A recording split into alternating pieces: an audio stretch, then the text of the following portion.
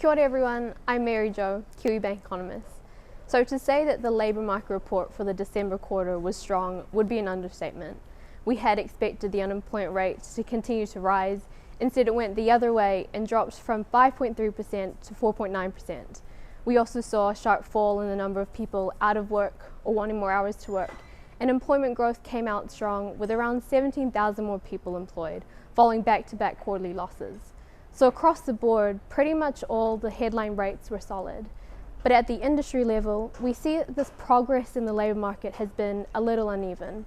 A booming construction sector has meant that much of the growth in employment has largely been concentrated in that industry, while on the other hand, tourism and hospitality, these industries continue to suffer job losses because of the ongoing border restrictions.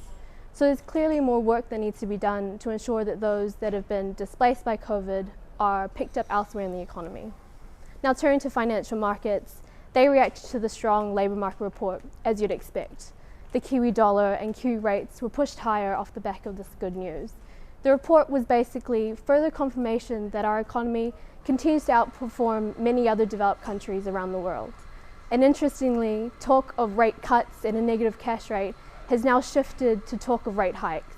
The market has begun pricing in rate hikes as early as February next year, and that's quite the turnaround. However, we don't think the Reserve Bank will increase interest rates anytime soon, possibly not until the end of 2022 or even the year after. The Reserve Bank of Australia kept their cash rate on hold and signalled no intent in raising it until they see inflation sustainably between that 2 to 3% target range. And that's something they don't expect to happen till around 2024. Our Reserve Bank could echo the RBA to try and cap market expectations of any premature tightening in monetary conditions. Now we do still see the unemployment rate bouncing around from here and peaking to about 6%, but we'd take that number happily.